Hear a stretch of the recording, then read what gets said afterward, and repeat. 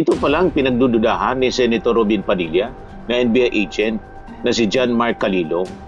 Para sa kaalaman ng lahat, ito ang credentials ni Sir Calilong na gustong makita ni Robin. Civil Service and Professional Licenses, Certified Public Accountant, CPA, 86.67% yung rating. Pilit niyang ginigiba, mga kababayan, yung testimony. Sabi niya, yung mismong nag-record po kay Inday sa Vice President, nakausap niyo ba? Niyo po ba? Yung raw file po? Kasi napakalaga po yun. Kasi doon po natin malalaman kung original ba o hindi. Agent Mark Calilong, John Mark Calilong. So, isa pang pruweba na ito ay nagsasabi ng katotohanan. Nagbabagang mga balita at pagtalakay sa mga isyu ng lipunan. Bulsa! Opinyon, banat at paglalantad sa katotohanan. Bulsa! What you see is what you get. You decide. Ito po mga kababayan, si Dante Maravillas. Ibigay ko sa inyo, ano yung naging assessment ng prosecution team sa unang 3 araw, mga kababayan, ng impeachment trial laban kay Sara Duterte. At saka yung first presentation, appearance ng unang witness, mga kababayan, ng prosecution. Sabi po ni prosecution panel, former Congressman Ace Barbers, hindi po natibag. Ginigiba sana ng defense yung testimony, pati yung credibility po. Sumama na sa pagtibag, mga kababayan, sa credibility yung mga DDS senators, pero hindi po natibag. Imagine, pati si Robin Padilla hininga ng credentials. Yung credentials po ng witness, mas marami pa kaysa sa credentials niya. Yun naman talaga po ang totoo.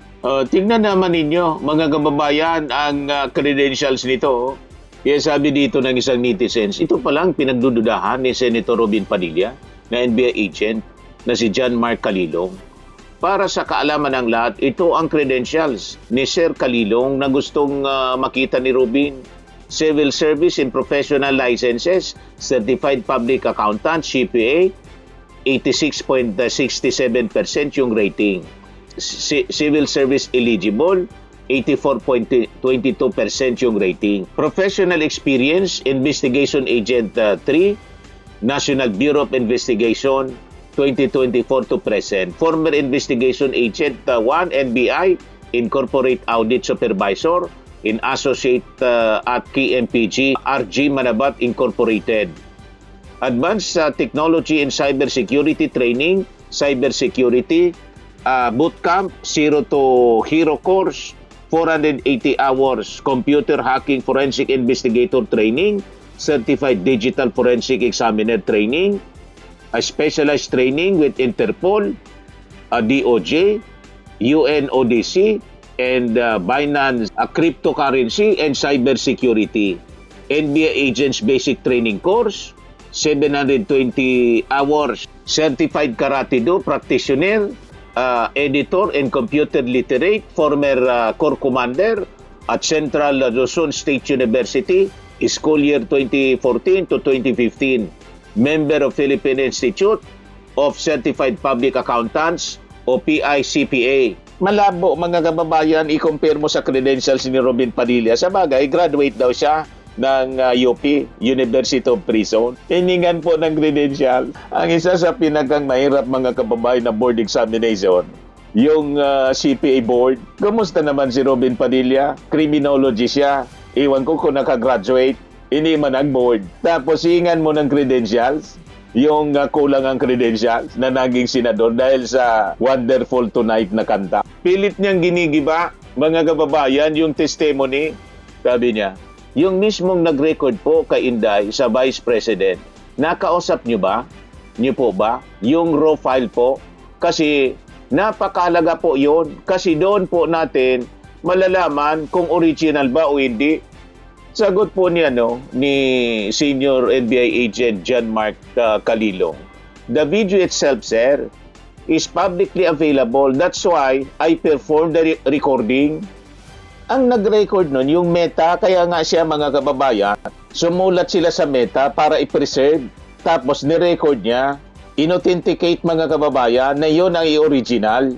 At mula sa OBS, Open Broadcast software, paulit-ulit na sinasabi ni Kalilong sa OBS niya kasi naman public siya, nagpa-presscon, nag-zoom. So yun na niya yung ginawa ko kasi yung utos sa akin, i-authenticate ka, in-authenticate ko niya. Eh sabi ni Melchor Vergara, bubu is not enough to describe Chinito Robin. Yan yung post niya. Nasaan yung affidavit ng taong nag-video kay Inday?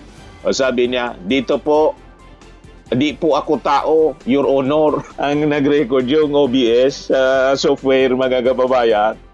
Automatic yan na recorded. Halimbawa ito, pag in-upload ko, automatic na yan recorded. Di ba? I-record uli, mga kababayan. Galing mismo sa Open Broadcast software. Then in-authenticate na yun talaga. So anong problema, mga kababayan, ni Robin Padilla? Pinagdududahan niya yung video mismo. Million po ang nakapanood. Nag-viral eh. Eh sabi ko nga ganina, mga kababayan, sa ating live streaming, no amount of twisting at palusot ninyo ang pwedeng magbago sa narrative. Kasi yung narrative, alam na ng tao. You can never change the narrative. Pag binago ninyo yung narrative, kayo yung masisira yung pagkatao, yung buhay ninyo. Kasi alam na yung kwento, alam na ng ating mga mamamayang Pilipino. Paulit-ulit at hindi yun dininay ni Sara Duterte. Inulit pa yung statement niya. Kinonfirm niya sa isang interview. Hindi niya pinagsisihan. Kaya sabi po ni House Prosecutor and Spokesman, Attorney Tolosa, House prosecutors, no context can justify BP Sara's kill threat versus first couple. The claim niya that Vice President Sara Duterte's kill supposed threat against President Ferdinand Marcos Jr., First Lady Lisa Araneta Marcos, and later Representative and former Speaker Martin Romualdez was conditional, did not make it acceptable and did not weaken the impeachment case against her, according to the House Prosecution Panel. Lalo pang lumakas sa mga kababayan ang i-cross examine ni Defense Panel Member Senator Alan Peter Cayetano. Umaakto ng Defense Panel, mga kababayan member, lalo na diin tuloy, mga kababayan, kasi sinabi ni Kalilong, absolute niya yung threat. Kaya ito po yung assessment ng prosecution na panel. Hindi yan natibag, sabi ni Ace Barber. Nakita po natin dito sa day 3 ng impeachment trial na kung saan ay nagkaroon ng cross-examination, ay hindi po natibag o hindi nabutasan ang testimonya na inilatag o ibinigay ng ating witness, na si Agent Mark Calilong, John Mark Calilong. So, isa pang pruweba na ito ay nagsasabi ng katotohanan because he was very consistent with all his statements from the beginning, and even during the cross-examination, nakita natin na he was firm at tinayuan niya yung kanyang mga binitawang mga pahayag o testimonya during the first day that he was presented as witness for the prosecution. Correct. So yan ay isang magandang development at aming nakita na sa susunod na mga araw mailalatag pa rin ang mga ebidensyang inihanda ng ating prosecution panel. Siguro, Kong Ace, banggitin ko kung ano yung nangyari kanina, no? Representative Zamora.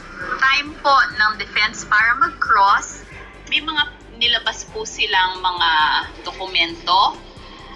Sa tingin po namin, kasi gusto nilang questionin ang credibility at yung training ng ating witness. So natural naman na gagawin ng depensa na questionin ang kredibilidad ng witness ng prosecution, pero naman pong na ipakita ang depensa na gaya ng sabi ni Kong Ace, matitibag ang statements na ginawa ni John Mark Calilong kahapon sa kanyang direct examination.